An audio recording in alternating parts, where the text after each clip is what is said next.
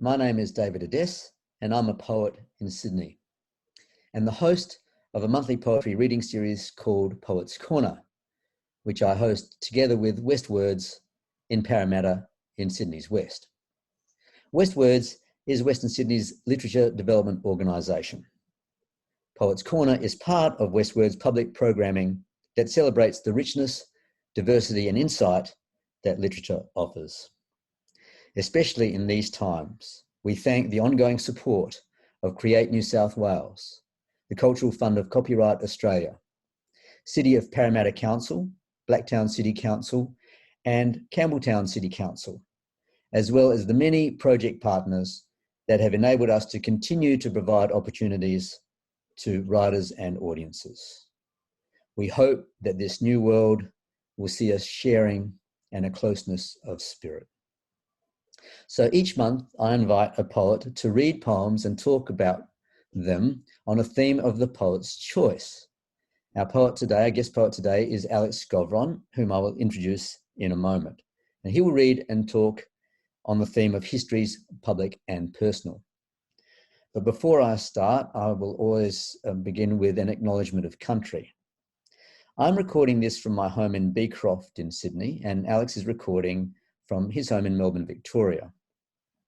I would like to pay my respects to and acknowledge the elders past, present and emerging of the Wallamita people, the traditional custodians of the land in Beecroft, and also of the Wurundjeri people of the Kulin Nation, the traditional custodians of the land around Melbourne, and to acknowledge that they are the sovereign owners of their land, which has never been ceded or given up.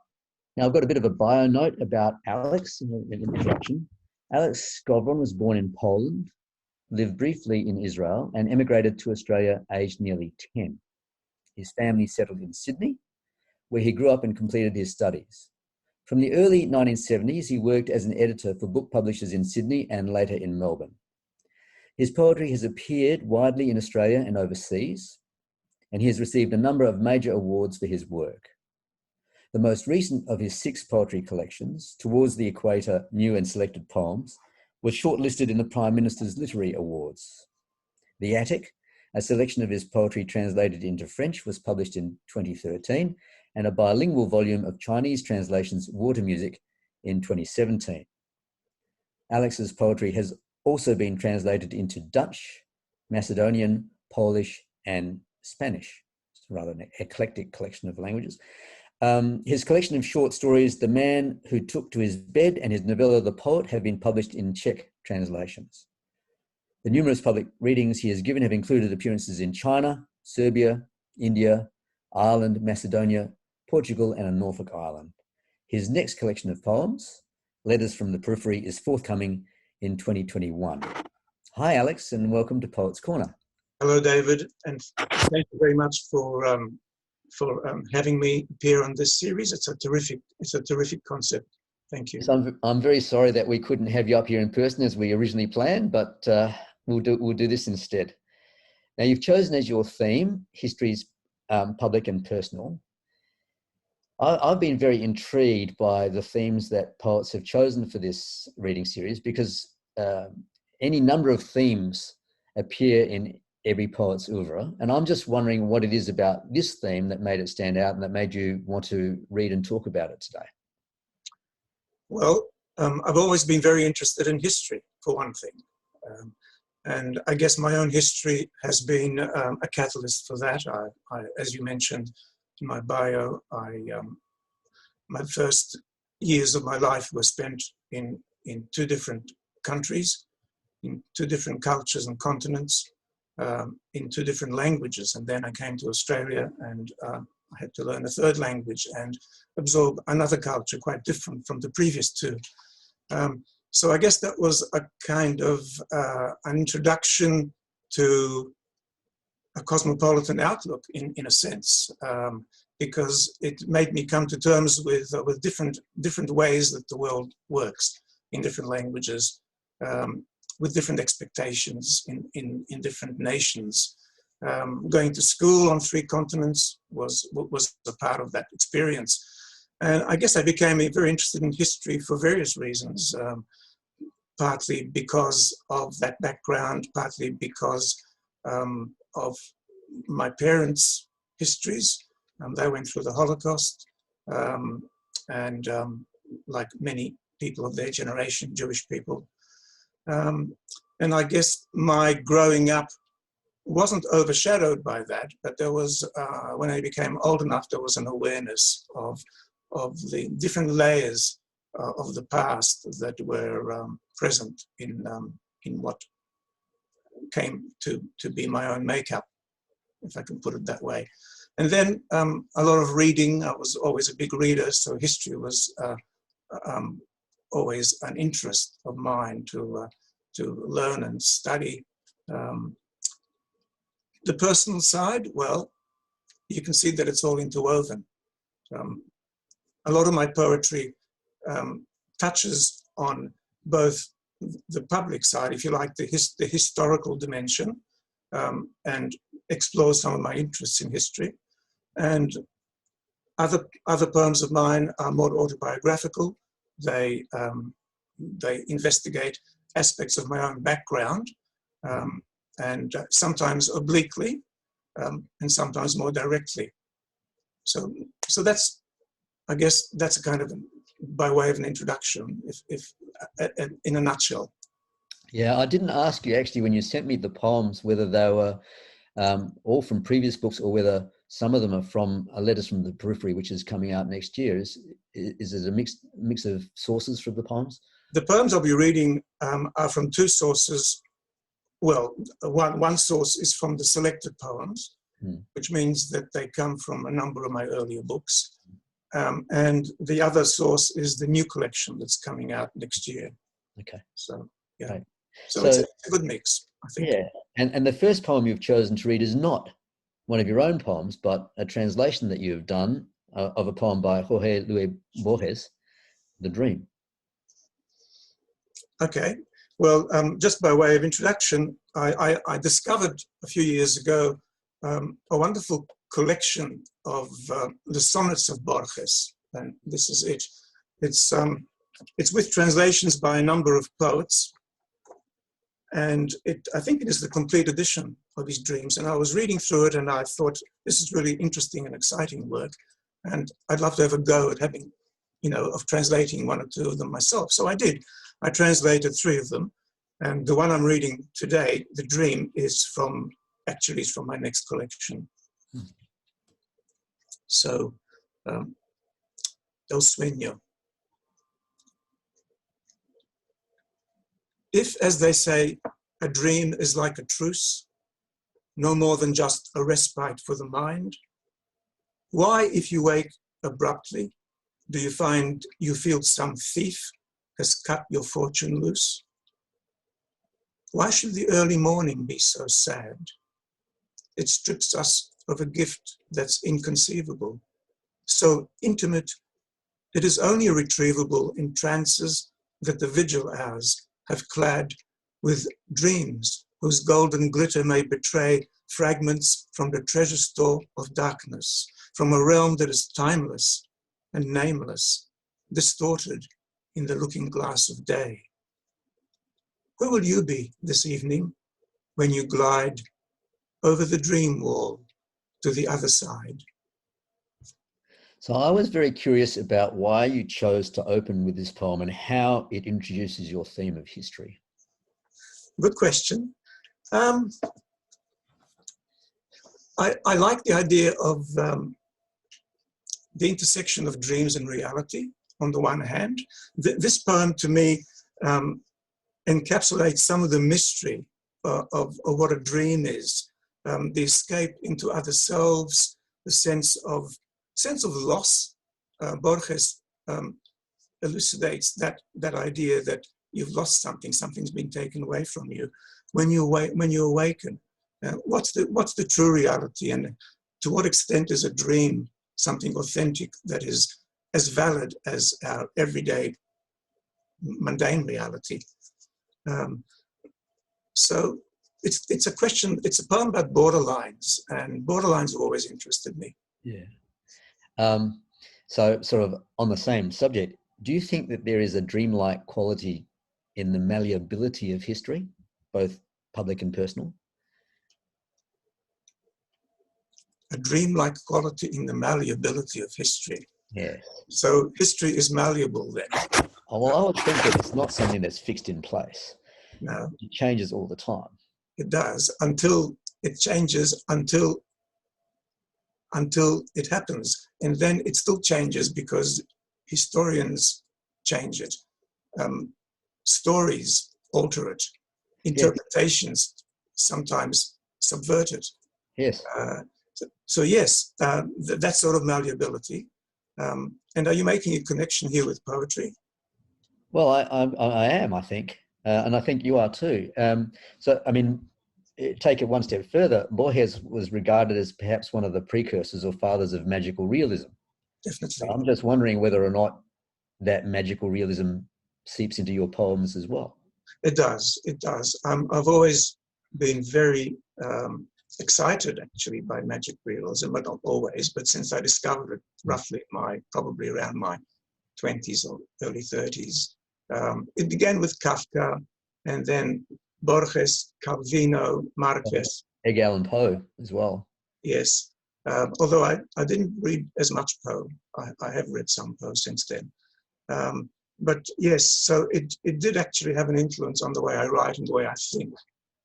Many of my poems do move off on tangents that are quite fanciful, establish premises that could be regarded as magic realist or sheerly as fantasy or invention. But sometimes the atmosphere that I like to work into a poem does probably approximates what one might call magic realism. But then poetry does that anyway. Even so-called realistic poems have to have that element of magic realism to make the poem perhaps sing or bite. All right, so the next poem is On the Beach. Okay, On the Beach begins with an epigraph from the great Polish poet Czesław Miłosz. And it reads, "Our dreams have their anchor in the burning ember, deep by the chambers of the sea." It comes from his poem, A Family. On the beach. The boats are rearranged along the shore. Smoke trickles absently from hazy roofs, shadowed by clouds and the declining day. No moon, just rustle of insistent waves that rummage back and forth among the grey sand and the seaweed, rendering the slope up onto the embankment. Two shapes there, unframed against the sky, stand motionless until one lifts an arm to the other's waist and they walk off into the northern gloom. The masts creak in the unassuming breeze, shuffle and nudge as if in gentle contest for some advantage ships alone can know. And planks that glisten in the moonless sheen of evening and the severed wind measure out the jetty's slanting deck, await what visitors the dawn will bring, or not. And as we watch, the lonely duo have appeared again, reclining inexplicably beside the blade of a primordial rock whose outline darkens as the sky moves on. And so do they. Shortly they drift along and vanish past the headland to the south, and we are left to ask each other's eyes if we should follow in their wake or stay for the duration of the night, the week, the world. Yeah, so I was intrigued by this. For all the imagery and the detail in this poem, it seems to me to be unmoored, in the sense that the location could be on any coast, anywhere where ships are moored. The observed couple in the poem drift along and vanish. And the same perhaps could be said for the way so much public and personal history unfolds, however tumultuous at the moment of unfolding. Is this what the poem is alluding to? or is it more an observation of one moment in the endless composition of moments that together make some kind of history? Yeah, I think it's both of those things, I suppose. There is that sense of timelessness, or a suspension of time.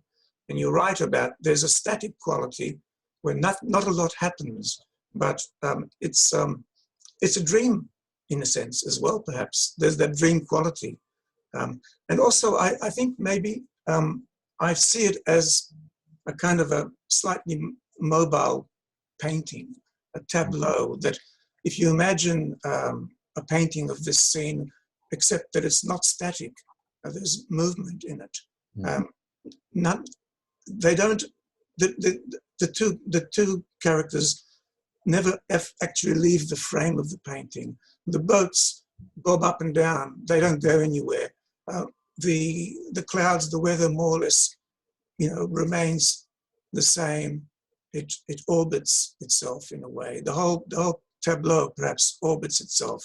So there's a sense of suspension of time, and yet I think I see it as cutting into not just moments, but into something broader beyond the moments. Perhaps it's trying to say something wider about time and about history, as you mentioned. I don't know if that makes sense.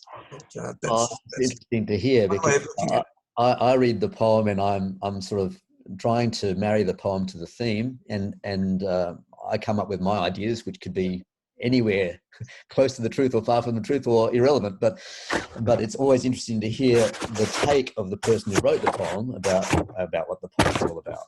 Well, you've married it well to the theme, although I'll probably confess that when I chose my poems, I was choosing with a broad brush, rather than thinking, what does this poem exactly say about the theme? Rather, how does it fit into the broader notion of history, public and personal? Yeah. And I suppose for both of us, it seems to fit into that notion.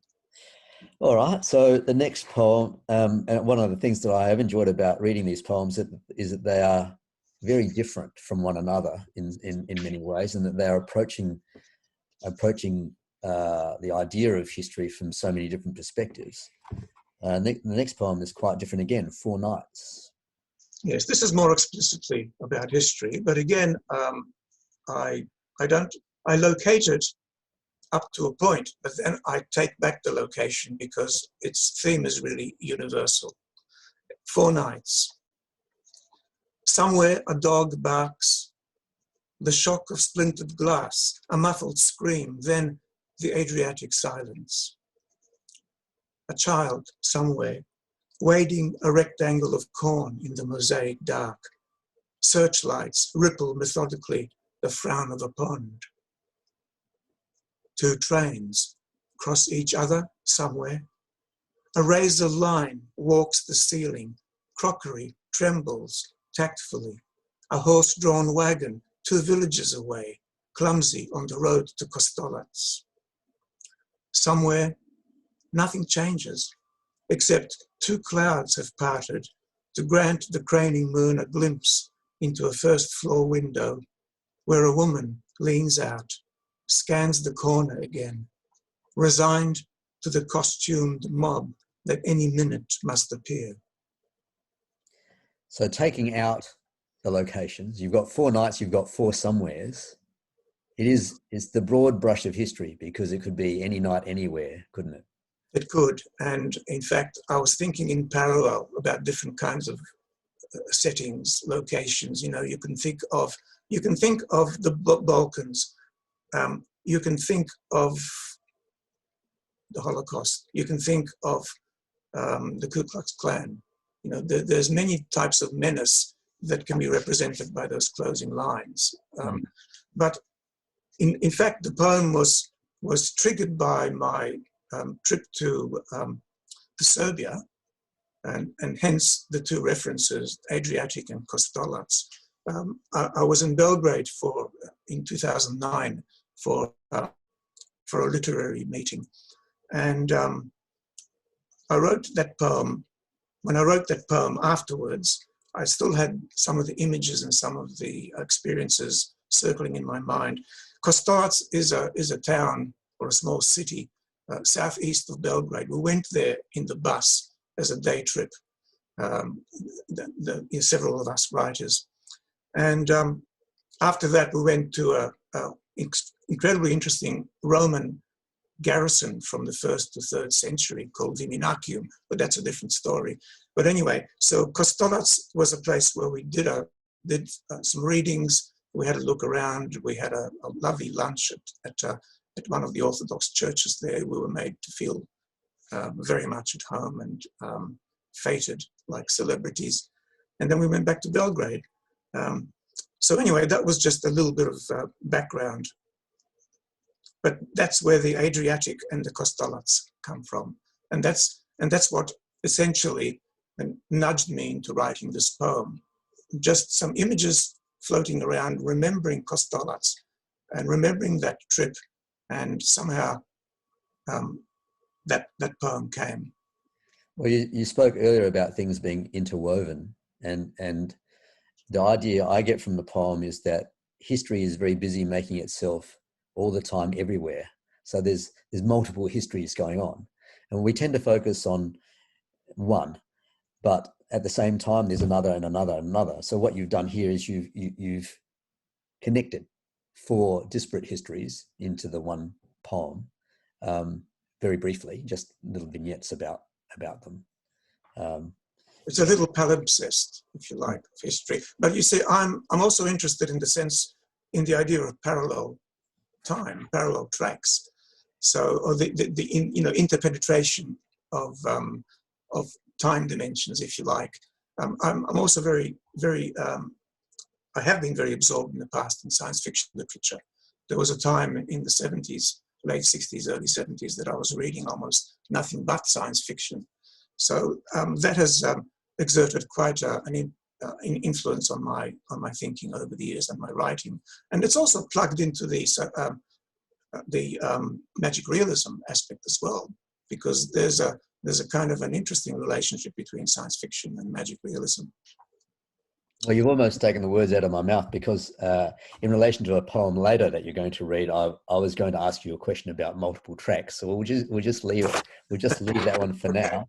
And I know which one you mean. We'll see when we get there. Next Day, the Weather. Yes, this is another one of those poems where we are in a place and a time that hasn't been specified. It's indeterminate, but I think there's a familiarity to it. To me, it's familiar. I don't know where it is, but I can feel that location and that moment when I read that poem. So, next day, the weather. The next day, the weather changes.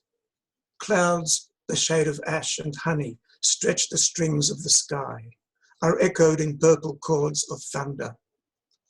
A gusty rain lashes the mushroom chimneys, the satellite dishes. Our room, high above the avenue of the commemorations, trembles after each sizzled flash traces its nervous network on the ceiling of our thoughts. You laugh. You weep. I pace the corral of an open page that refuses to turn. The words swirl their tumbleweed before my eyes. Who can tell, and why? Somewhere in this city, a poet splices the penultimate line into the masterpiece he will never write.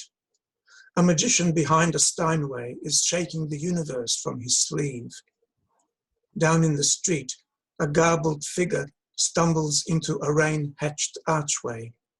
A stray hound examines the air.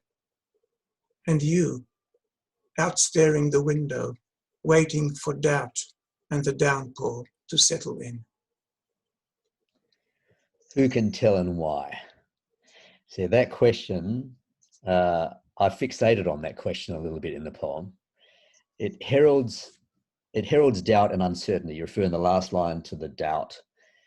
I get the sense in not just this poem, but in many of these poems, that something is always eluding us, that we get glimpses of things and spend our time trying to make sense of them, pin them down, even as they retain a kind of vague, nebulous quality. History, even our own personal lived history, can also be elusive like that, changeable, resisting being fixed in place. Is this poem alluding to that sort of sense of malleability again? Definitely, because this is a poem where the personal and the political, the historical, are in counterpoint, in a sense. Excuse me, I have to have a bit of a sip of water.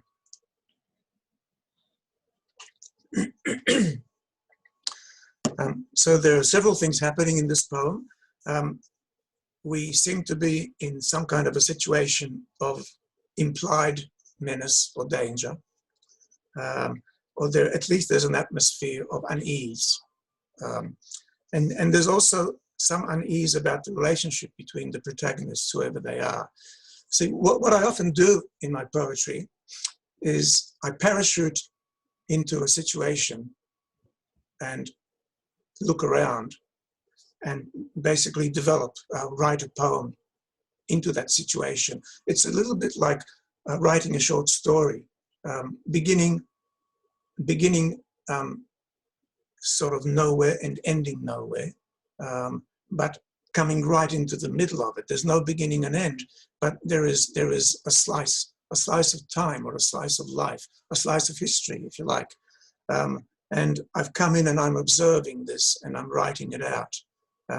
So I'm actually writing a fiction here, because this is not describing a particular specific scenario at all. It's just something that is essentially invention, but the invention comes out of an impulse to document a specific kind of moment in a city at a time, with several people, perhaps two people, a couple in a room, waiting for something that might happen, perhaps interrogating their relationship, but also there's an anxiety, I think, that is being expressed throughout this poem. As you said, who knows? Who can tell? Yeah, well, and we can't really tell. We just need to accept the situation and try to find ourselves within it and see what happens as a poem. And the beauty is that the reader brings to it their own experience. So I inferred marital discord from that unease. Now, it might not have been marital discord at all, but I brought my sort of experience into it, and that's what I inferred in there. But it doesn't really matter, does it? And everyone can read it the way they want. Exactly. I like that idea that people will bring their own experience and their own reading into a poem. That's very important. And yes, there could be marital discord, or there could be something else happening. There's a downpour. The downpour could itself be a metaphor, but it could also be the weather, which is the title which the title is suggesting. But it could be an emblem for something much broader within that society, or within the city's history or fate. A lot of these poems are city poems, aren't they? Yes. But the rural does appear, the external world does appear in some of them as well. It does. I have very, very precious memories of, well, I've always loved the countryside, but especially in my early years, the countryside of Poland. I explored that in some of my poems, tried to reimagine and represent it as faithfully as I could, because there were very dear experiences, large open fields of poppy or wheat. You know, there's a railway in the distance, some old tracks, a sense of calm and rural peace. But it's not the Australian bush. It's a different kind of countryside. It's a European countryside. I've written about Australian countryside too, but not as much. So the next poem is Cryptic Crosswords. Right. Okay. Same again, he called from his corner by the window to the sad brunette behind the bar. She confirmed, so he rejoined the cryptic he'd begun on the train from Montreal, the world outside, a blank of all-devouring white.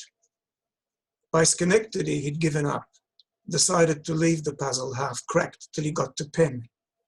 New York was bleak. An icy January wind scoured the taxi ranks as he dragged his suitcase toward the next yellow blob steaming at the curb, headlights drizzling. The cabbie, shadowy and sullen, grumbled at the $3 gratuity he'd pressed into his glove at journey's end, the Roosevelt on Madison and East 45th. Adding a 5, he trusted his bag to a bouncy porter prowling the sidewalk. Sharp rain slanted straight into his cheeks. He felt a spasm of unease, especially once he spotted his wife in the lobby, pointing irritably into her Tissot, spoiling for argument. He performed an eye-rolling shrug up into the ostentatiously faceted ceiling. She stood up to welcome him. They embraced like hypocrites. Surely the divorce documents had come through. He could hardly wait to settle everything, get back to his favorite bar on 51st, his cryptics, downing alternate espressos and edredors, rare specialty of the house. They'd agreed to meet in the morning for a ride to the attorney's. But now, casing his suite, he recalled the white train, brightened, stripped to his t-shirt in the oppressive central heat, unfolded the damp Times. That pesky 49 across. Yeah, there's marital discord. Yes. So this poem has a kind of internal loop in that it loops back to the beginning by the end, but it recounts the day, fairly quotidian, but a day in which the narrator has made his own personal history. But it also seems to me to be a poem that's talking about a kind of momentum, a kind of inexorable forward motion. And that is what history does. It keeps moving and keeps moving. Is that in a sense what your connection to history in this poem is, apart from personal history? But I think that's a very interesting take on it. It begins talking about the train journey from Montreal, and then another drive to the from the airport to the hotel, and thinking about going further on to his favorite bar. So there is that motion. There is that circling. And incidentally, this is a poem which is made up of, it's a blending of imagery which is true to itself, and also made up aspects of the scenario that are made up. In fact, the whole scenario is, in a sense, one of those parachutings into a story. But I have incorporated through it the real experiences of mine traveling from Montreal and into New York, and I actually stayed at the Roosevelt. Yeah. So Alex, the next poem is Through the Window Glass. Yes, with apologies to Lewis Carroll. Those Wonderland people wanted her back. Messages kept arriving. But Alice had discovered an alternative track. In fact, she was thriving. On the tram each morning, the town unfurled from her window seat, where she read and reflected upon the world, her elbows discreet, watching the crowds rush around, intent on looking and learning. For she was staggered by this novel firmament, stung by a new yearning. How could she scramble down that hole again, let alone even find it, now that she'd drunk of this wondrous domain, suddenly unblinded and burning to investigate its pale population, their every hope and habit? Only one thing gave her cause for speculation. Everyone was a rabbit. There's a whole genre of literature now exploring the lives of fictional characters. Jasper Fforde is one that comes to mind. I love this. What if fictional characters have their own histories? I'm sure they do. Yeah. We can make them up as we go along. Yeah. Anything is possible. Any kind of rabbit holes to go down. Well, exactly. I think there's an infinite number of rabbit holes and an infinite number of Alices and an infinite number of rabbits that are not rabbits. What made you write this one, Alex? Where did this one come from? Well, that's a good question. Where did it come from? I can't remember exactly what the actual trigger was. I think I just sort of started writing something fanciful about, an alternative kind of ending or an alternative scenario and it sort of came out. Sometimes I start writing a poem and I'm not even sure exactly where it's going. Other times I have something in mind, but usually it changes as I write. So I can't honestly say that there was a single moment that made me say, yes, I'm going to write a different version of Alice coming out of the rabbit hole. All right. The next one is Silhouette.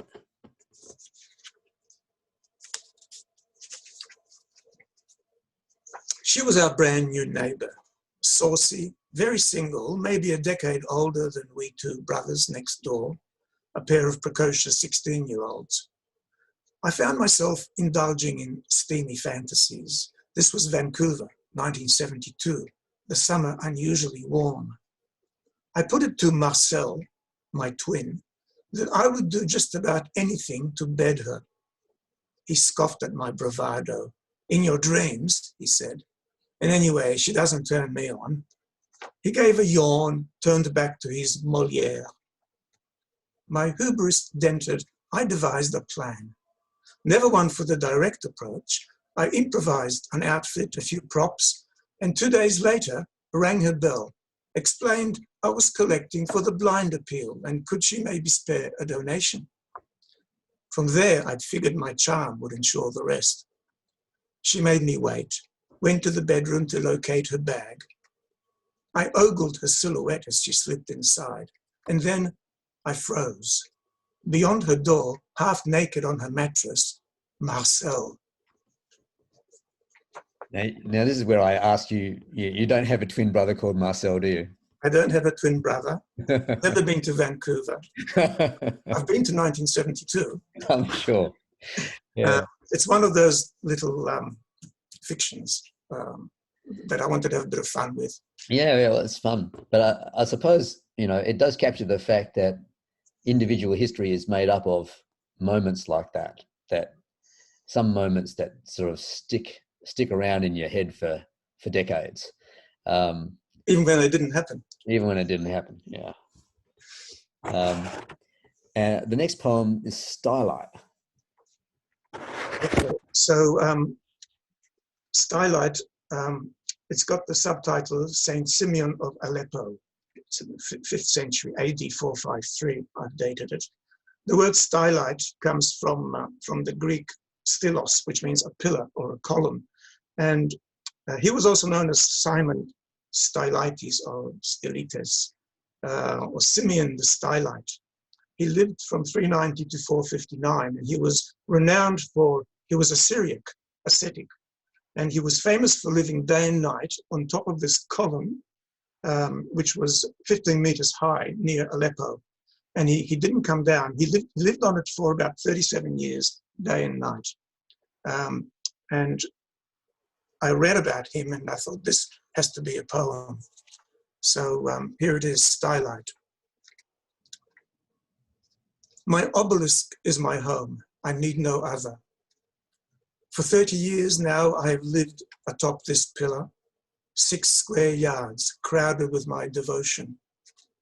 You come to gaze up at me from the footing 50 feet below, wonder at the limits of my endurance, ask each other how I can attend to daily necessities.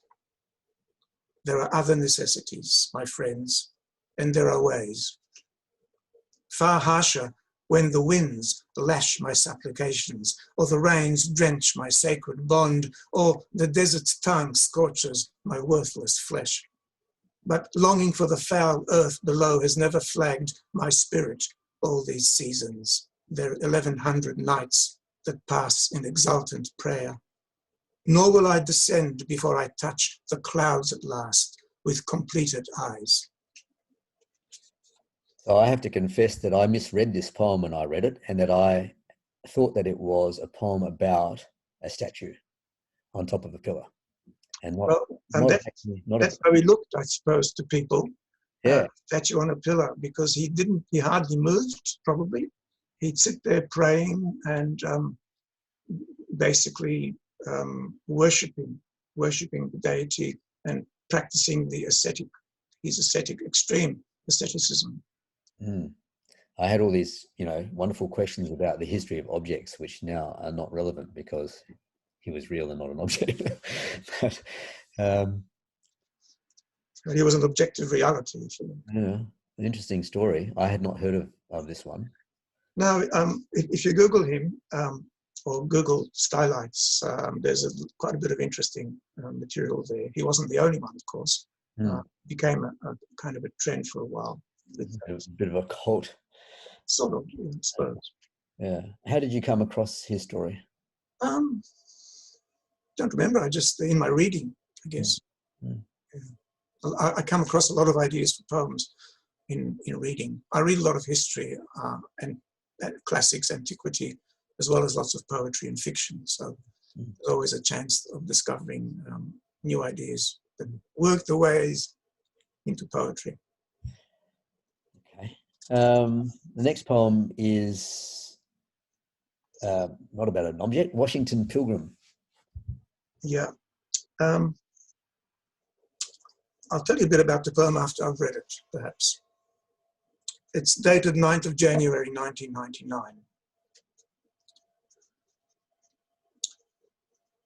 Not a snowfall in 42 years, and now DC, trudging the empty city, dissolved in fog like a faulty memory, and the senators convene to topple a president.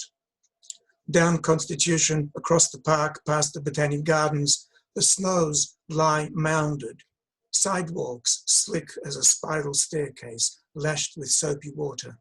The hill, a mereness of white sketched with slivers of twig. The Capitol bubble, a blank, deleted, indecipherable. Up Independence, toward the Library of Congress, its grand entrances cordoned off, the Supreme Court locked up, sleeping in. My camera collects it. The fog weighs and will not lighten. Yesterday, an amazing assembly of Lincolns gazed into the neat basement museum at Ford's Theatre. I browsed in reverence, quietly shot a nest of honest Abes, etched into canvas and stone. You could virtually catch the first Johnson muttering from his once unassailable corner, proud still of his footnote, following the bizarre events. A beggar directing traffic near 10th and E. It is very cold, sir. So I'd handed him a quarter. The snow remembers itself. A wind awakens. I shroud the cannon into my heavy coat. The camera bag, a weightless bandolier. Drag down the beanie, sidle into my gloves, tread against the clock towards 14th, where the Holocaust Museum trembles in sunless light, its inhabitants staring into the uncomprehending now, still waiting behind their stark installations, cold and resigned and long past nakedness. An occasional cab fanning snow spray into the gutter on this day of history and good intention. Well, this is a poem which is actually almost completely autobiographical. There's no invention here, really. It's totally from my experience in Washington on that occasion in January 99. So as I walked out, it was a Saturday morning, I recall, and I left the hotel early with my camera, and the streets were deserted. The whole place was just a landscape of snow. It was quite uncanny and surreal. I walked around this abandoned capital and took photos. That was one morning. The Supreme Court, I went to see the Supreme Court. It was also sleeping in, abandoned. Nothing was happening there. I walked to the Capitol and all around those streets. It was an extraordinary experience. I don't know whether, it could have been replicated on another day. So some of the other references, we went to see on another day, could have been that day. Actually, it was that day, I think. We went to see Ford's Theatre where Lincoln was shot. In the basement, underneath the theatre, there is a museum with many different displays and pictures and busts and paintings and sculptures of Lincoln and documents. Andrew Johnson is also there. Andrew Johnson succeeded Lincoln. He was the first president to be impeached. So when I mentioned that he's muttering from his once unassailable corner, actually he wasn't there. I said you could virtually catch the first Johnson. You see, I've convinced myself that he was there, but he wasn't, as far as I can remember. He may have been in some photo or document, but I'm imagining him looking on. His corner was once unassailable. On one occasion, he was the only one who'd been impeached, and that was his special footnote in history. And he was sort of proud of that. As I create this fancy in my mind, of course, I'm sure he wasn't proud of it.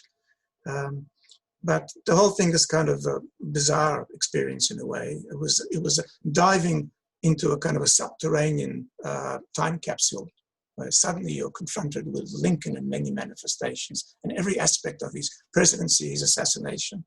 I also went upstairs and saw the very seat where he'd been shot by John Wilkes Booth in 1865. And then on a walk later on, walking around the streets of Washington, went to the Holocaust Museum, which is, we spent a few hours there, which is an amazing place to visit. You could spend days there just absorbing and taking it in, and exploring all the extraordinary exhibits there.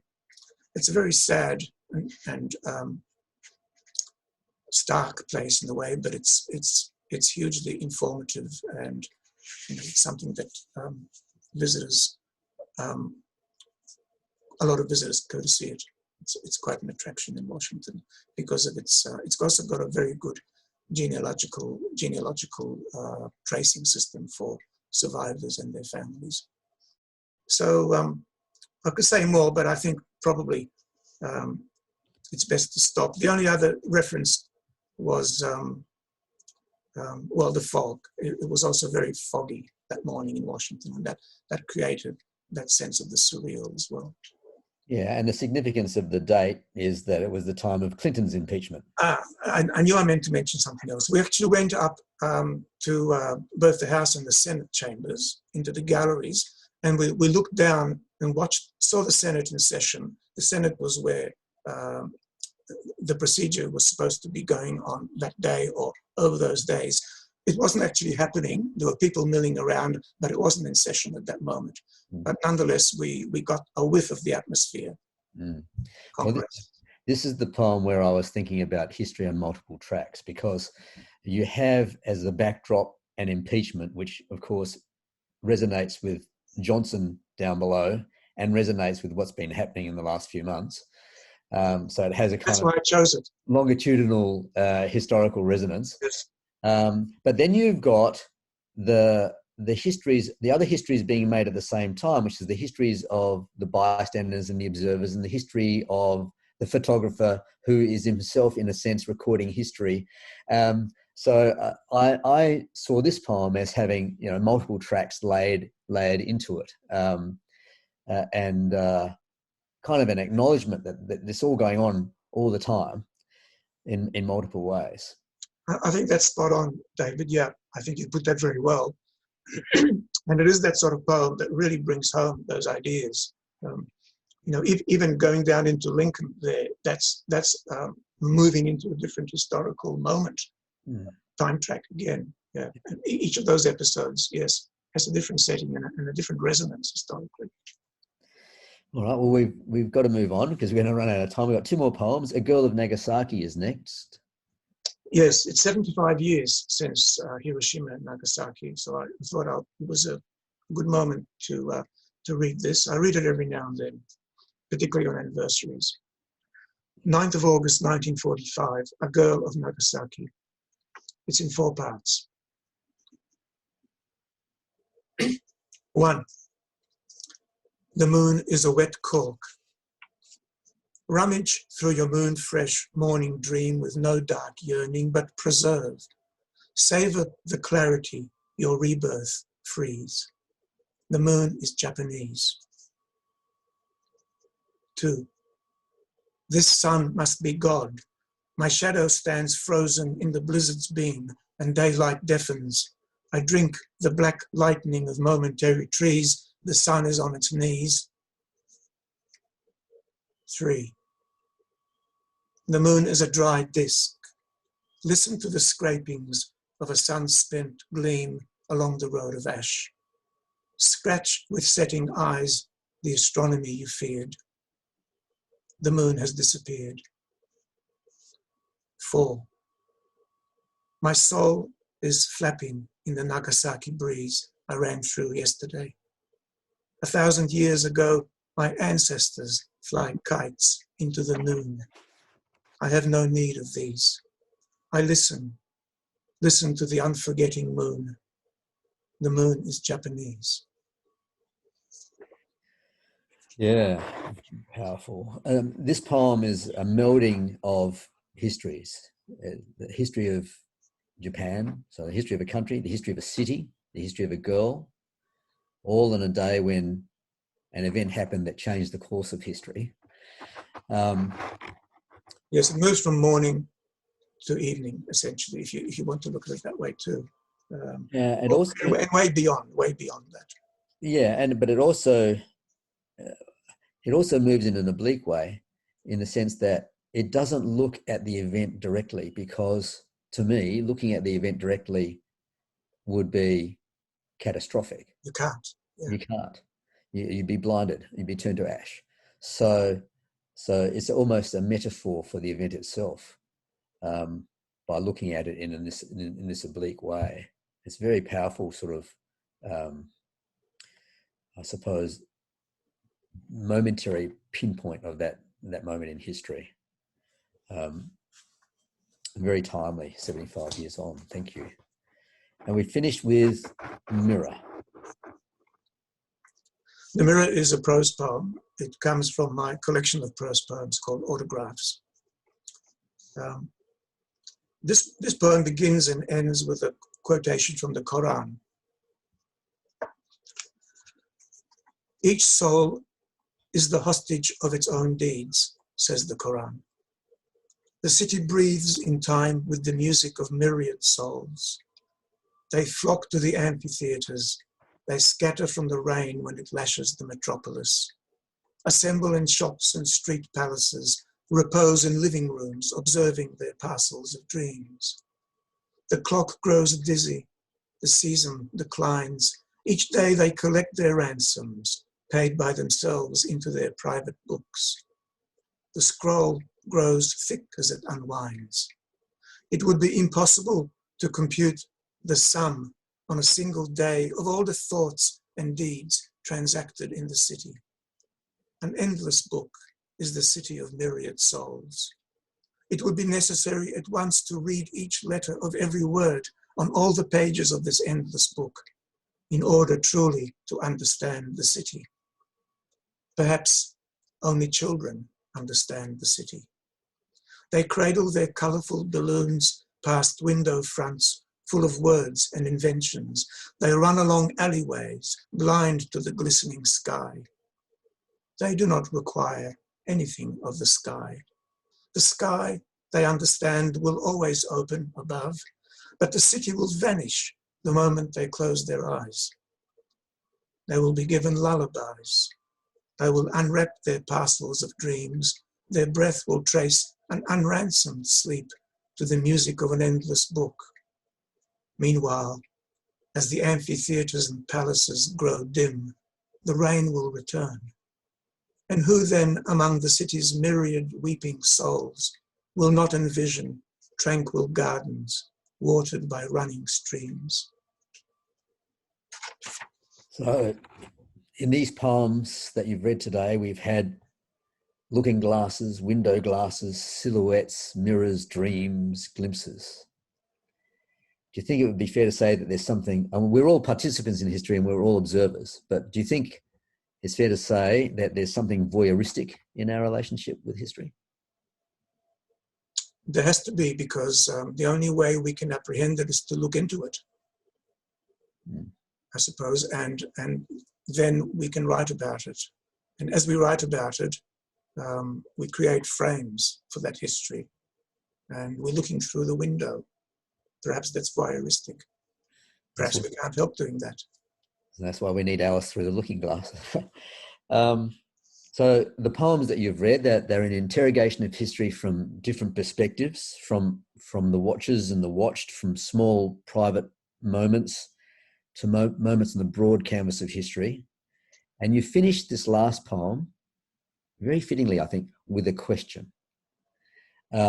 Is it fair to say that history in your eyes is not so much a matter of empirical evidence, but a matter of questioning and interrogation? It's a matter of questioning the empirical evidence as well. Yes, interrogation is the key. You need to have facts.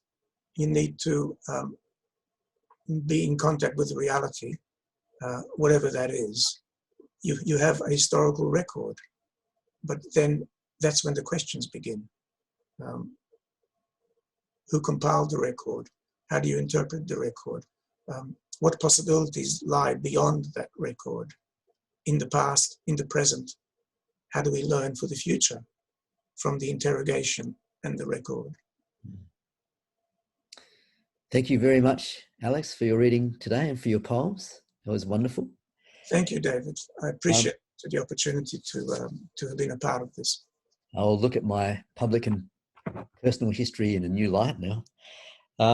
When this video is posted, it will include information on how to obtain copies of Alex's books, so please look out for that. And I'm looking forward to seeing your new book next year. This is the last Poets Corner for 2020. I'm going to have a little bit of a break. We'll be back in about end of February 2021 with a new series of poets on no doubt fascinating themes. Thank you very much.